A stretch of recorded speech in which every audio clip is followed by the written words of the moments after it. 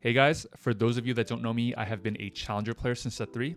In this video, I'm going to be giving you guys a quick guide on how to climb in patch 16.1a. So the meta has shifted a lot. It is now a fast 9 meta, and typically in this patch, there are two main ways players typically win the game. The first one is to generate infinite items, and you could do this by playing into either Bilgewater or Ornn, or you could go fast 9 and play around all of the legendary units. In my opinion, there are three main variations of the legendary board. The first one is the AP package, which is around Sylas Annie. The second one is around the AD package. You play around the Warden frontline and you generate infinite items with Ornn, and you play around the Sylas and Kindred backline. And the third variation is going to be the Bruiser package, which typically you play into from Ionia or Zilean. You only get here from playing a Zilean in stage 4 because you get enough resources to go 9 early and hit everything. You could also get like an early game Ishtal cash out, but that use case is not very common, so I haven't included this in the guide. So there are a couple of ways you can get to level 9 board, but the three main ways you must know in the current patch are going to be Yordles, Bilgewater, and the Ionia Econ opener. Knowing how to play these three openers are arguably even more important than knowing how to play the late game count itself, because you won't even be able to get to 9 if you don't see these openers. If you get any of these openers, you're pretty much playing for first. If you just get like a strongest board opener, you're honestly just playing for top 4 because these openers are that good. And if you don't get any of these, you're probably just guaranteed 8th. So in the Yordle opener, typically what you want to do is you want to collect every single Yordle in the early game, and you only need to hit 3 out of 4. So the last one of these is going to be Tristana. The reason why is because you guarantee the Poppy unlock once you slam any 2 items on any Yordle. So what I like to do is to just put them on the left because they're closer to the item bench and there's less room for error. The moment you get your items, just slam 2 items quickly. Make sure you slam the right item, so you got to think fast a little bit, and you get guaranteed a Poppy unlock at stage 2-1, and you just start playing 4 Yordle. 4 Yordle is important as early as possible because you're guaranteed a Yordle in every single shop. And this is important for 2 reasons. 1, it guarantees you a strong board in the early and mid game. And 2, you're going to be able to unlock Cannon at stage 3-2 by level 6, which enables you to hit the 6 Yordle breakpoint, and it lets you getting 2 free rolls each single turn. So what a lot of high elo players are doing is they're just using Yordles primarily as an econ generator. So at the 6 breakpoint, you get 2 rerolls, and at 8, you basically get like 5 gold a turn. They're going fast 9, open selling their whole board, and pivoting their board into Annie Sylas. So another really strong opener you want to look out for is going to be Bilgewater. So this opener is just going to be Alawi and TF. Basically, it's similar to Yordle where you get the guaranteed 3 Bilgewater unlock by slamming 2 items on your TF and you get the Graves. So put your units on the left, slam whatever makes sense, and you guarantee the Graves at stage 2-1 and you play 3 Bilgewater. How Bilgewater works and why this opener is good is because you get these things called like Silver Serpents, and there's a separate shop where you could buy pirate items that you could only put on your Bilgewater units. So typically what players do is they play Bilgewater early and mid game. They use the pirate shop to make a strong board early and mid game, similar to Yordles, and buy the pirate items.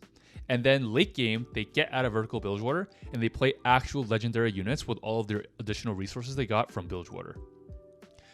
So I'll go into more on how to play this comp later, but generally early game, you really want to be looking out for these 2 units and Shen in particular. So the final common opener is going to be the Ionia opener. So every time you load up into a TFT game, what you should do is you open the team planner and you check what the Ionia trait is. And you really want to look for the EXP or the gold one. The gold one is better and the EXP is still good, but not as good as the gold one. If you get any of these, you really want to be looking for the Ionia opener early game, especially the Shen 2 and the Jin 2. Jin is very good with just a single unit, just the Gwynsu's, and he's a really good item holder to move over to Yunara at stage 4. Basically, what players do is they just play this board early game, and they get a ton of EXP and gold from the trait, and then they use it to slight roll at level 8, stabilize, and then go straight to 9 and play around the legendary units. The gold is better because you actually only need to play 3 Ionia, because typically your main carry is going to be getting some hit in to guarantee the takedown anyway to get the gold. If you play around like the EXP one, you only get 1 EXP at 3 Ionia, but at 7 Ionia, you get like something crazy like 4 EXP a turn. So you're a little more forced into playing around the 7 Ionia variant, as opposed to just playing like 3 Ionia, but your Yunara kills everything, so you get 1 gold for every 3 kills. But typically, this is a very, very strong board early game as well. If you don't get any of these openers, it's perfectly okay to just play a strong board. You're just playing for 4th, and getting a 4th is actually really good for these comps because these openers just have super high caps. If I get a 4th and I'm playing Slayers, I'm honestly pretty happy. The S tier units you must hold early game are going to be the Yordles for what I said above, Ionia, Bilgewater, Milio is good for Ishtal, Jarvan. So this unit is important, I forgot to mention, but when you're playing Yordles, you want to hold the Jarvans early because you always want to play around Sylas. So Jarvan is a good unit to fit in at level 5, and then once you have a better unit to play, like 6 Yordles, you just sell the Jarvan. And Viego is also a pretty decent line to play for Shadow Isles as well.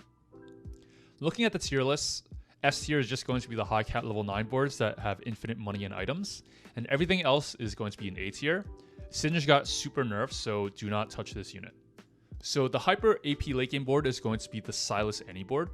Typically, how most players get to this point is through the Yordle opener. So as a quick reminder, 4 Yordles at 2-1, 6 Yordles at 3-2, and then at level 8, you have 2 options. You can play 6 Yordles, and then you carry your Milio, and you have Swain in your front line. This is a pretty strong board that could win you a lot of fights if you have the correct items. But alternatively, if you're pretty weak, you could just opt to play 8 Yordles and get the extra econ. And you might lose some fights here because this board is probably a bit weaker than this one. But you should be able to get to 9 and sell your entire board during the 4, 6, or whatever stage carousel round. And then you pivot your whole board into this. Don't be afraid to open sell because typically all of your units are 2-starred, and you usually do have to open sell because you get like 60 gold, and you'll get like 100 gold in total to roll. So during your roll down, you want to be, in addition to these units, you want to be looking for the Jarvan, if you didn't sell him already, the Lux, and the Garen. So the moment you unlock the Sylas, you stop rolling because you want to use all of your remaining rolls you got from Yordles for Sylas odds as well. And this is the final board you want to go for. Itemization wise, triple tank item on Tibers. Annie really likes triple mana item. So typically what a lot of players do is 1 Void Staff plus 2 mana. And then Sylas really likes JG Gunblade plus 1. The last item preferably is any full item that uses a glove because it enhances its crit. So QSS and Guardbreaker are really good contenders. All of your remaining items, you should put them on your Lucian. I checked the stats. Basically, your average placement for this comp actually goes down if you put 3 items on Azir as opposed to 3 items on Senna. And one thing to note is that I probably would not make the Seraphine 2 until you hit your like core units like Annie and like your Lucian and your Shyvana. Okay, the next super strong comp is going to be Bilgewater, and this comp is really, really hard to play, but I'll try to break it down for you. So the goal of this comp is to outvalue your lobby. Bilgewater gives you access to a ton of extra items. This is from the Bilgewater shop or from like Tom Kench. Only like your Bilgewater units can hold these items. So what players do is to cap out, they get out of 7 Bilgewater late game. They put all of their pirate items on their like Bilgewater units, and then they put all of their real items on like their other legendary units. So you're basically going to have like 4 to 5 full items on your entire lobby, and having a board like this is super hard for like other players to outcap.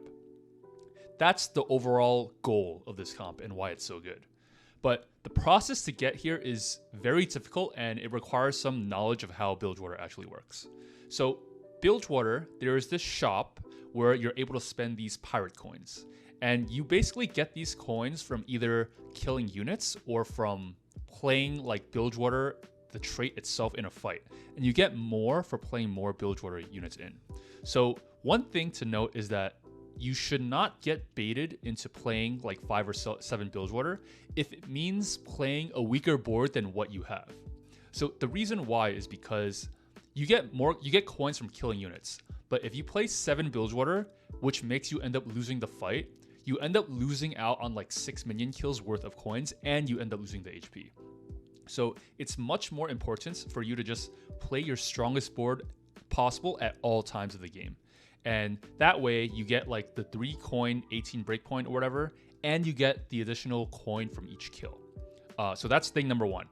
Thing number 2 is the shop. So the shop, basically in the early game, your number 1 priority is to look for 5 Bilgewater. The reason why is because what shows up in the shop depends on how many Bilgewater units you have in.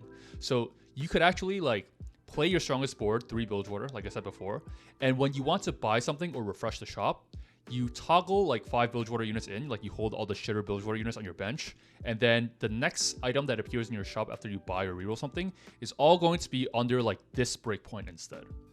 So the strategy for this in the early game is 1, collect 5 Bilgewater, and 2, once you have 5 Bilgewater, try to look for the item Lucky Doubloon in your shop. So that item is important because it gives you a shitload of extra money for each takedown. I believe it gives you like 30, I don't remember, but like you basically use this to farm even more items. And because you're pretty strong usually, because you're able to spend your Bilgewater coins on 2-star on your board, this is going to let you like get more items in the future. So after you get the Lucky Doubloon, then I would say feel free to buy like whatever makes sense to like 2-star your board to make your board strong. The number one priority, like I said, is getting 5 Bilgewater. So let's say like you're missing the Gangplank early game to hit the 5 breakpoint. I would be okay with having your first purchase to buy the Gangplank because it starts letting you like see like those better shops. In the late game, like I said before, you do eventually want to get out of the 7 or 5 Bilgewater and play real units. And the typical level 9 board is going to look something like this. It is not rigid. It basically really is like whatever you hit. But this is like the variation where you play around like Freljord and the Kindred as well. So you get 3 Freljord in here. This also gives you Warden for Nautilus. And Kindred is a very good secondary carry as well. This is good because you're going to have so many items. Like all your like pirate units are going to have all your pirate items. So you have a lot of other units with your real items that you can put your items on as well. Once you unlock the Tahm Kench, I really like feeding him like 1 cost AP units. If he's 1-star, you can put him in the back for now. But later on, once he's 2-star, you could usually unlock him later on in the shop from like TK to MF2. You could start frontlining him and he could start farming you components and gold as well. Your win con is going to be like a super fed TK, pirate items, and eventually hitting the Nautilus 3 as well. Because at a certain point, so the items itself are going to get more expensive each time you buy them. So at the point where like the item becomes like 270 to buy an item, it's probably not worth it for you to like go for like the 7 Bilgewater shops anymore and just start going for the Nautiluses and the lesser dupes to 3-star your Nautilus. And at that point, you just sell off all of your shitty like Bilgewater units on your bench and get into like the real units like shown here. That's basically it for this comp. This comp is super strong. I recommend you guys try it out whenever you get like a TF opener. So the other board you want to look out for is the late game AD comp. This comp is just going to consist of a bunch of Wardens plus Ornn frontline and Lucian and Kindred. So this comp is good if you want to like play like a high cap board. You have the HP and resources to do it, but you have only AD items. So like you can't really like play into Bilgewater. You can't really like play into the Arcanist board. So this is just the board you default towards. You rely on having like a lot of HP, so hopefully you win streak early because this comp relies on Ornn farming you like a bunch of items, so you need some HP to work with because Ornn itself is not like a strong unit. It's like the weakest 5 cost in terms of power, but the items he gives you scales your team like super high late game. The board is just going to be 3 Wardens, and then you play around the Kindred and Lucian center backline. You just itemize whoever you 2-star first. Like you don't have to play around like the Fiddlesticks. Like let's say you hit like a Shiv 2, feel free to play that as well. But yeah, this comp is really straightforward. It's just going to look like this. Tank items on Braum, any artifacts, Kindred, Lucian, and Ornn. You get secondary carry your Fiddle, GG's.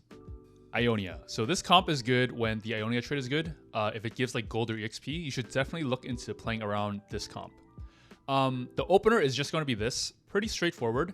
And let's say like you're playing this from like a really bad spot. You probably are just going to stay level 8 the whole game. So the level 8 board is just going to be this. I went over this in the last video. Primary carry Yunara, secondary Lysandra, and then you just tank your Taric or Wukong, whatever you hit. And this is probably a decent top 4. If you have the HP, so let's say like you did really well early in mid game, and you slight roll on level 8 and you hit, you could actually go 9 and play for the win out because you get so much extra resources from the Ionia trait itself. So like, let's say like the Ionia trait is the gold one.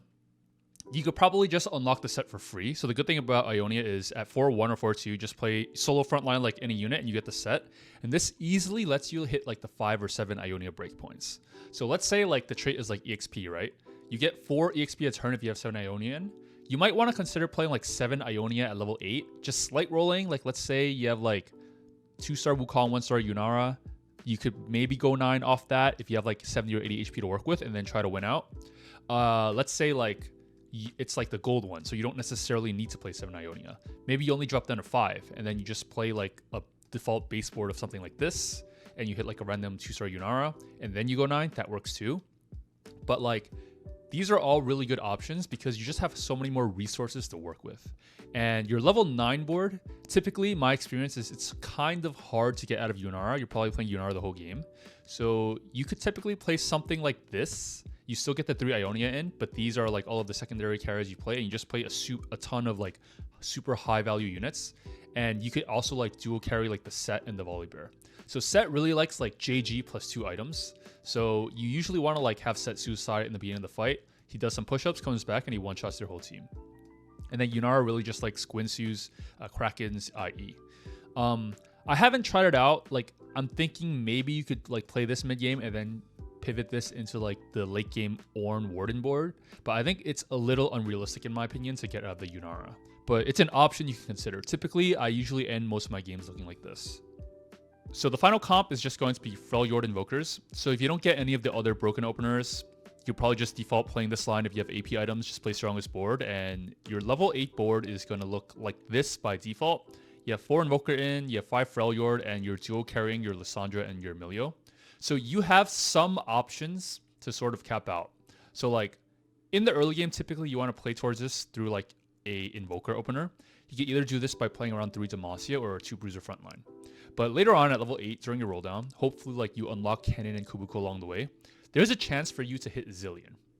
So if you happen to like win streak and save a lot of HP early mid game, and let's say you slight roll at level 8 and you hit the roll down, or you hit the Zilean, or you natural one, this gives you like a ton of more resources to go 9 and roll.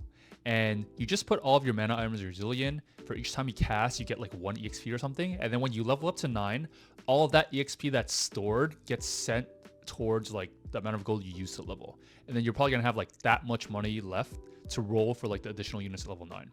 So the level 9 cap out board does play around the Ornn, and Zilean is actually a pretty strong unit. But Zilean scales off like how beefy your frontline is. So hitting your Brahmsu is important, Volibear, Sedge, Kobuko, and Ornn is here, and he basically enables your board to cap out. So like the more rounds you play Ornn, the higher cap your late game board is, which is another reason why like this level 8 board is good. Although it's like a top 4 comp, like there's a chance you could like cap out if you like hit the right units at level 8. All right, so that sums up my flex guide for patch 16.1a. I am positive there's going to be a B patch in like 5 days. So if you're interested and want to know when the next flex guide comes out, please subscribe to my YouTube, and I'll always keep this document updated once the patch updates. Also check out my Twitch. Quick notes on how to use this document. I would just pay attention to like the openers I mentioned before. I would probably slam like these items for AP and use this as a guide to what to play into. And yeah, don't be so rigid with your late game comps. In this set in particular, more power is put into the individual units than the traits themselves. That's my advice. But yeah, I'll see you guys next time.